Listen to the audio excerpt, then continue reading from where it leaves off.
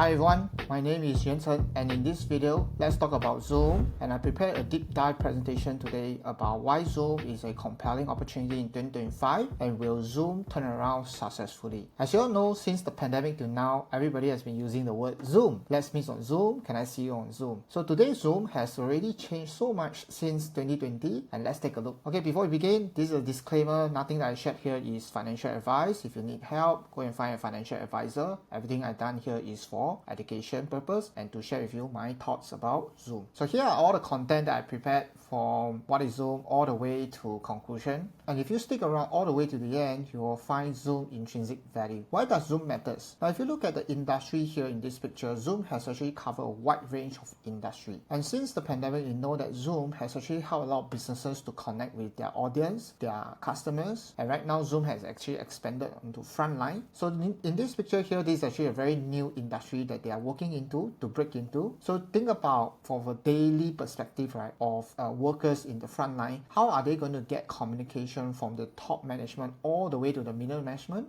And sometimes when things change very quickly, it's usually the frontline staff that get left behind, right? So Zoom wants to change this industry about how they communicate and improve efficiency. When we talk about frontline, of course, Zoom has always been in retail as well. So they can be used by IT, HR, or even marketing, so that when they are doing training or even employees communication, Zoom is there to help businesses around the world. When you look at healthcare, this is something that Zoom is also trying to expand over the last 2 years. In fact, now they have been getting a lot of data. They feel like now is the time for them to expand deeply into healthcare. As you all know, healthcare is a very sensitive industry because of regulation, because it's actually the safety of people. So what does Zoom wants to bring into healthcare? They want to bring in AI that can help patients and doctors to be able to connect deeply. So what do I mean? Example, when you see a doctor, right, there are actually a lot of clinical notes. So what they want is to have AI to be able to consolidate all this so that it's easier for the company itself. It's also easier for data to be tracked. Zoom allows doctors, nurses, or even people in the clinic or hospital to be able to save time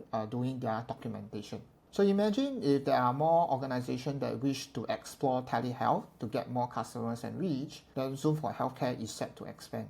Zoom for Education. As we know that Zoom for Education has been a very big piece, or what the CEO actually believes is that Zoom itself is actually set to help a lot of organizations around the world. They actually gave Zoom free to some schools and organizations during the pandemic. Now, with all this progress today, Zoom has actually improved a lot more because of the complexity and the acceptance of people learning online ever since the pandemic. And of course, there are other various industries that Zoom is in. Zoom for government, Zoom for financials, because Zoom today not just provide the video conferencing technology, they have also expanded into Zoom phone, Zoom contact centers, which will help financials industry to be able to grow their business. And of course, Zoom has also been in manufacturing as well, which allows this organization to be able to meet their team, organize, and as well as launching. So right now, if I look at Zoom as an investment opportunity, how do I weigh between the risk to reward? So I listed here a link of an Australian investment firm. You can actually click on the link to look at how their philosophy towards choosing stocks and how do they do the risk to reward. So I've adopted some of the ideas here and implemented in this video. So when you look at the framework, we're actually asking ourselves whether is Zoom a quality business. And every time someone presents you ideas about stocks to invest in, there are actually four core pillars for you to think about. So number one, we talk about growth, then we move on to moats, we move on to people and culture, and then we move on to valuation. So when we look at the growth opportunities today, Zoom has actually attained 55% market share.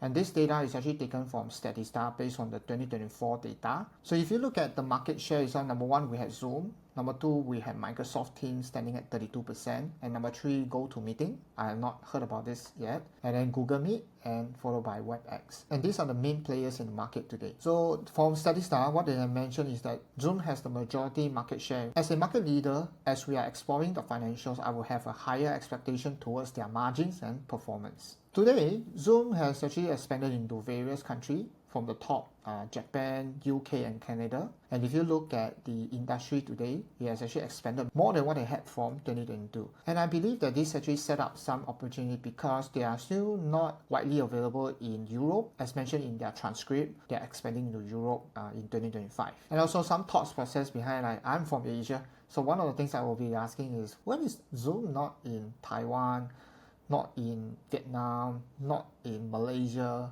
where there are bigger population size? These are the things that I'll look at if Zoom is able to expand in the future. And of course, in 2025, there's a lot of topic about AI. One of the things that I have understand, this is taken from Zoom's annual event called Zoomtopia. As you all know, AI has been a very big subject, and Zoom wants to launch AI Companion, which is designed to help users to be able to enjoy their meetings and more efficient about their meetings. So when I look at the term here, Colo and public cloud traffic today, I try to understand that how are they spending their money in AI and how are they reducing their costs. The increase in the active user of AI Companion, the cost actually starts to go down per user. We can see that the gross margin has maintained around 76% to 79%. It's not a very drastic drop, even though they are spending more money in the AI. And you look at the picture on the left, this is about the cost control over the cloud and the data center. So Colo means co-location. Public cloud is just a normal cloud where they are using others cloud services. So when you look at this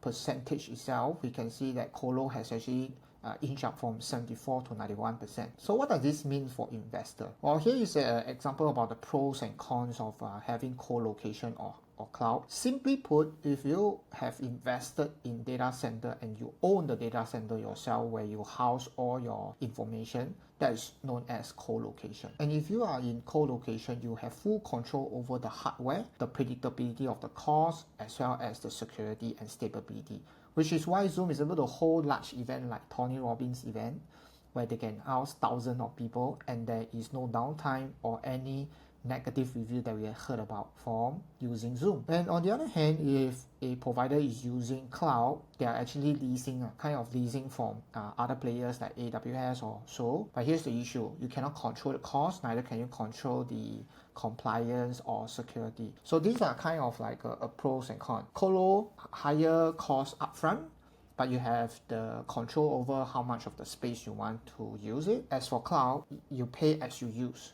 Right, so for some startups, they might prefer cloud, but for Zoom, as an established player, a co-location strategy will be able to help them to save costs in the long run. So right now, as we look at growth opportunity for the customers today, so right now, as we understand, since the pandemic, Zoom has already come up with more features, more services, and as they are doing cross-selling, the amount of spending per customer has actually increased. And this is to offset entirely for the online business, because during the pandemic, there's a very large surge of users during the pandemic period. But what happens now is that Zoom understand, like back then, even for families, example, you are meeting your parents overseas, your friends overseas, or your colleague for work, what happens is that now, as the pandemic is over, these are not sustainable, right? And what I understand from management is that as the churn is increasing, Zoom has to move away from the online video conference business and come up with more services to support the overall revenue growth. So right now we can see on the picture on the left that the enterprise customers are buying more, which means that the cross-selling effect is happening. And some of the key metrics for Zoom is that they are looking at a SaaS subscription model. So for customers with bigger than 100,000 annual recurring revenue, okay, ARR stands for annual recurring revenue, that is actually an increment over the past 5 years. And customer which are bigger size account for 1 million ARR, the size is also increasing. So these are healthy signs that Zoom is actually growing to offset the churn rate of their online business. When we look at the data from Statista, one of the things that I took note was that the number of visits for customers in millions has been stable over the last few periods.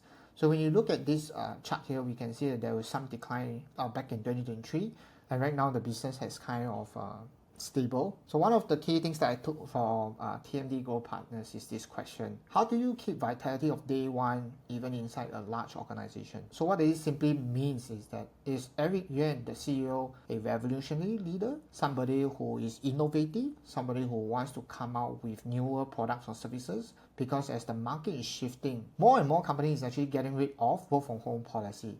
And how does Zoom compete in this trend. As I'm doing my research, I realized that there's actually a lot of innovation that Zoom has come up with. If you look at the timeline since Zoom has founded, in the beginning they are just a video conferencing solution, right? And over time, as the user grow, hitting 1 million, by 2019, Zoom actually went for an IPO, and by then they have been invested in the hardware, which is known as hardware as a service. So once they have this foundation, Zoom is able to control what kind of services that they can take in, what kind of size that they can take in, and eventually they started doing Zoom phone seats, Zoom phone applications. So this itself really set up some form of innovation, but is it enough to offset the churn right now? So when we look at the offerings after 2022, Zoom actually started a lot of fundamental moves, like example Zoom Whiteboard. These are some features that allow users to feel more connected by using the software, by using Zoom. And as we look at 2023, Zoom started to roll out Zoom Virtual Agent, Zoom Companion AI, and of course, eventually they have acquisition. They started to do Zoom Contact Center, as well as the latest one, which is WorkVivo, right? So all these are actually a strategy that they are trying to break into newer industry like healthcare, education, and frontline. At the same time, improving the AI companion, so that existing users feel like there is value, there's actually satisfaction using Zoom. Okay, when you look at a business itself, after understanding the growth opportunity, when we look at a business itself after the growth opportunity, we must also ask ourselves, what is so powerful about Zoom that other competitors cannot do, or what is so unique about Zoom that other competitors cannot copy, right? So I've actually ranked in terms of the modes from low, mild to high.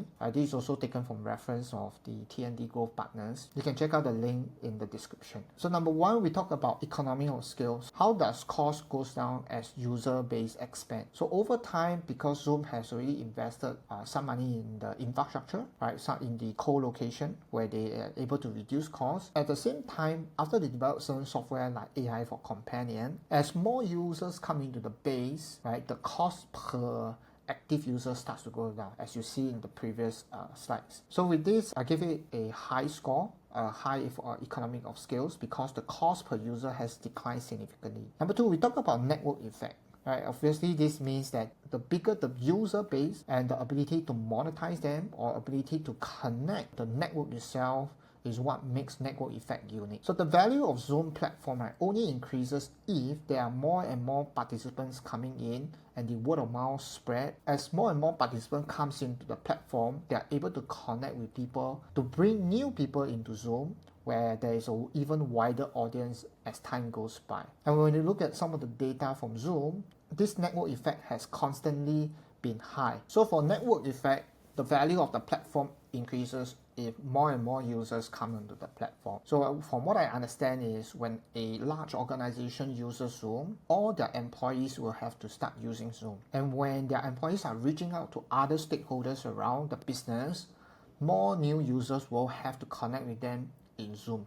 So eventually, when this kind of word of mouth spread, then Zoom is able to capture a wider audience, bringing convenience as a value to all the users in the platform. Number three, we are talking about the switching costs. So as you know, Zoom has now integrated contact center, WorkVivo, and AI. So the value of each customer that pays Zoom has dramatically increased over time. So when this happens, it shows me the stickiness, it shows me the acceptance about Zoom, about customers using Zoom. And you have to consider the training time, the delivery time of a large organization for all these new features.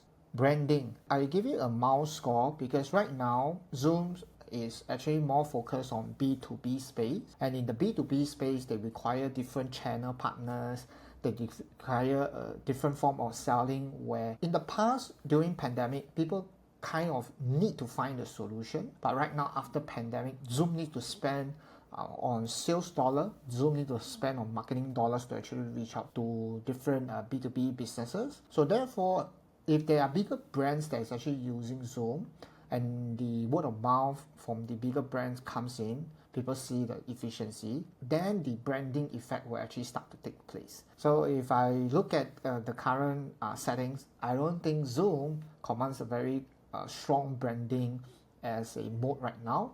but the initiative that they have has been expanding so far. So the next, we talk about process power. So this is, I give it also a mile. Now, given the innovations, right, that we have seen over the years, we can see that Zoom has the ability to scale and maintain the cost of doing so.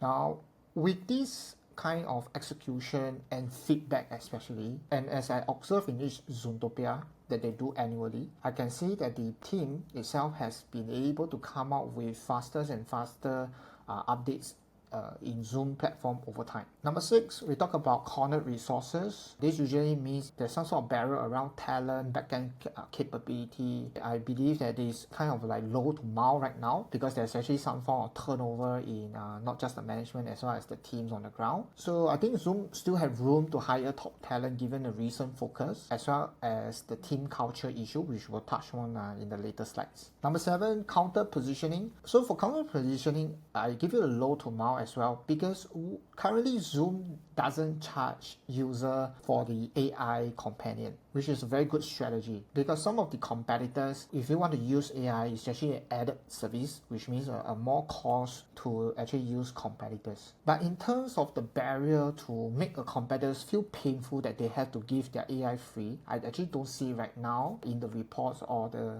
information that I have attained. So right now, I think this counter positioning is starting to build, but let's see over the next few quarters how does this turn out. Number 8, proprietary data. So is there any form of AI data or is there any form of data that is mainly in-house from Zoom itself that actually helps them? I'll give it a mile. So far, the Zoom AI, they actually have a service that if a customers wish to park their data with them, they are able to help them to be more efficient in their meetings, and if they are trying to improve their efficiency through the cooperation, they are trying to use this service to branch out. So I'm not sure how this turned out as compared to Planeteer, as we know that Planeteer has this capability where if a business use AIP or the business has data, then they pass it to Planeteer. Planeteer is able to help them to build something out of it. So right now, this is actually starting for Zoom. So let's take a deeper look in the recent transcript. How does the network effect and how does the management execute so that we can see that the network effect becomes stronger. As you know that Zoom is actually expanding in the phone and contact center. It's one of their focus in 2025. The difficulty is that they need to have a channel and a channel program. So basically it's not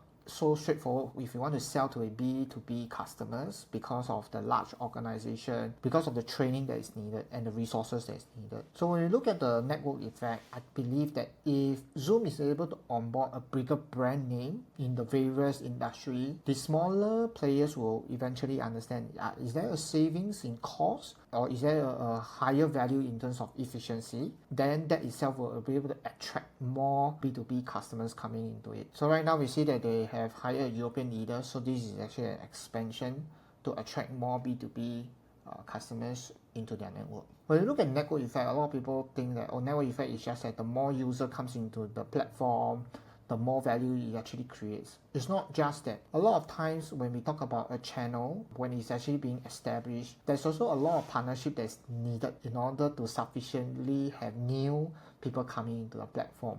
So by reading this transcript here, what I understand is there's quite a bit of spending needed for the engineers, for the R&D, and this allows them to actually expand into the channel as they take on more clients. So once this foundation is built, then the network effect will start to form if they successfully acquire the customers. When we look at the economies of scale, I give it a high score, and when we look at the transcript itself, they have actually activated more and more people using AI Companion. So if there's no cost to use AI Companion, most of the customers will actually be happy to try it, and eventually we'll see the cost of using AI starts to go down if more and more customers pay Zoom over time to use a more complex AI service that they can provide. Switching costs. So when you are looking at any SaaS company, one of the mode will be switching costs, because businesses that use Zoom require money, time, and effort. The effort is to actually train people and let people know that Zoom and the technology behind Zoom so that they can get their team going into using Zoom to improve their efficiency. Then at the same time, for business aspect, when we look at Zoom, we're looking at renewals of their customers. So Zoom is able to lengthen the billing cycle and the contract terms. So right now, the contract length has improved about 7 months on average of 18.1 months, which is a healthy sign. As you can see here, highlighted in purple.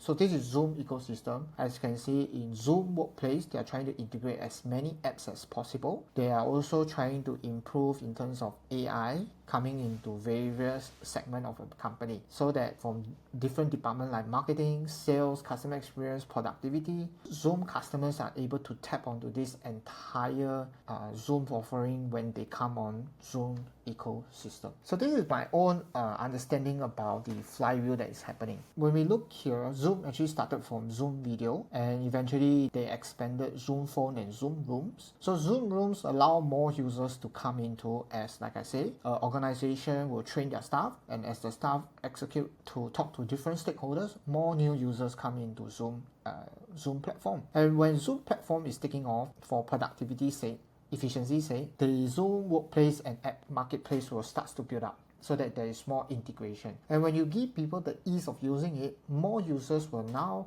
find that it's easier to come into Zoom. Therefore, we start to see the ecosystem that we just saw. And when this translates to more users, this repeats on its own. And therefore, eventually, more business for Zoom. And when they stay in the business for a longer time, some organization may start to expand into looking at not just one department, but various departments. So if a company wants to build up a contact center, Zoom now provide contact center as a business. Zoom now provide WorkVivo, and then eventually they expand into more industry. So you can see that now not just AI companion is coming on board, Zoom contact center and WorkVivo is able to expand to more different types of user base. Now with this, I believe that the flywheel effect will eventually come in, because once the frontline or healthcare workers starts to use Zoom, there will be a repeat of subscription in either the Zoom Rooms, Zoom Phone, or the contact center eventually. In the competitive landscape, now Zoom as a market leader, there are definitely competitors. As we know, we have Microsoft, we have Google Meet, and we have Cisco WebEx. So Microsoft Teams is certainly number 2 in terms of the market share. Looking at the downloads of the mobile apps worldwide from 2019 to 2024, we can see that the number of downloads has significantly declined since pandemic. But when you look at each quarter itself, the numbers are like this. For Zoom itself, these are the different regions. And if you add all these numbers up, they are actually in a very decent numbers of downloads. And when we look at the competitors from Microsoft, the numbers are actually much smaller as compared to Zoom. This is actually the downloads in millions. We can see that with Zoom being the market leader, not just the popularity, Zoom being the market leader, but we can clearly see that there's actually a lot more downloads as compared to Microsoft. Let's take a look at the finances. As we are looking at Zoom's revenue, currently in the last year, Zoom revenue growth is only at about 2%. As we look at the income statement from the gross margin, operating margin, and net profit margin, we can see that Zoom is trying to maintain their costs, and they have been very disciplined. So looking at the net profit and operating margin, they have actually started to improve over time, and we are starting to see some operating leverage taking place right now. So from my understanding, Zoom growth in terms of revenue is only about 2%, and right now management wants to improve this to accelerate the growth. And therefore, when you look at the churn from the pandemic leading to more cross-selling, I think that this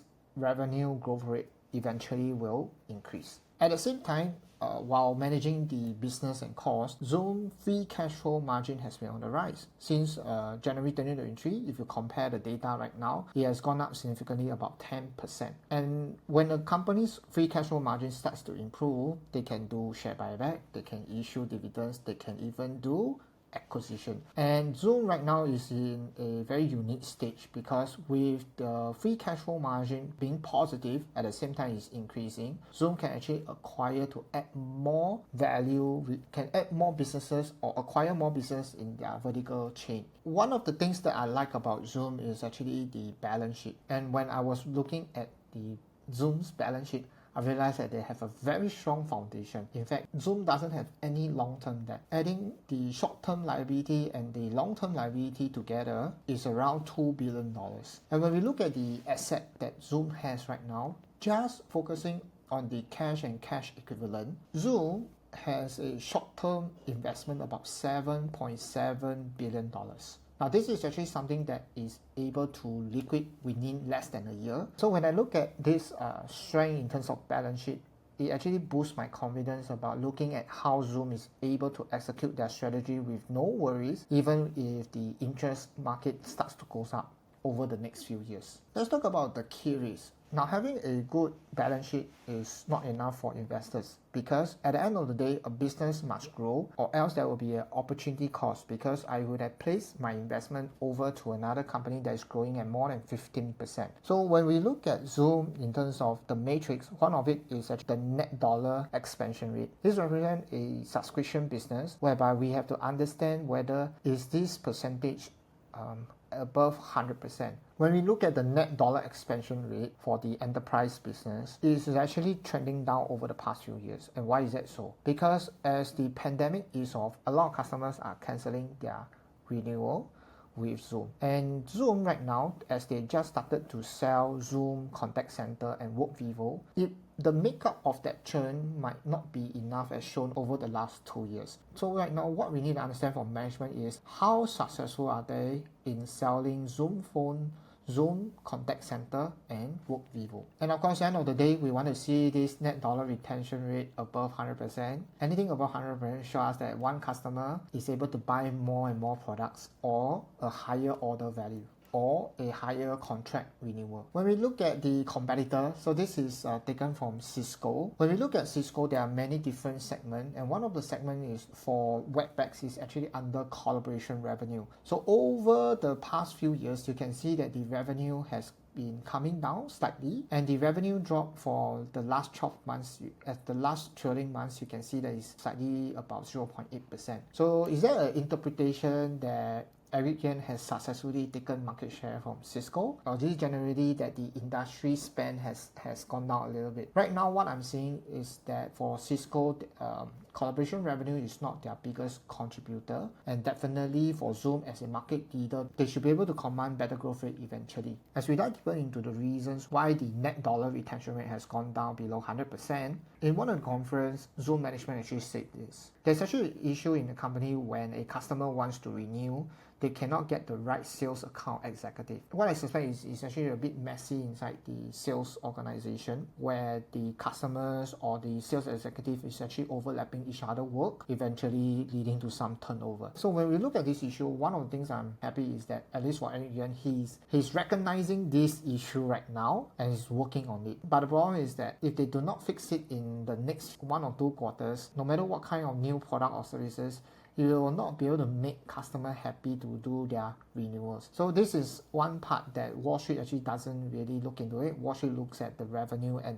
the top line and the bottom line. So for the cultural aspect, we need to dig deeper. Why is that happening? So when I hit into the people and culture aspect, one of the things I use is a Glassdoor review. And you can see here in the highlighted box, right, that somebody in the account executive, but take note that this is from 2022, somebody from the account executive said this, right? Your territory will change every time someone new is hired. You have to accept that you will lose account month by month despite the opportunities you are working on. If a rep is caught selling into your account, you are advised to share the bookings, which is the commissions. So this has been an issue back in 2022.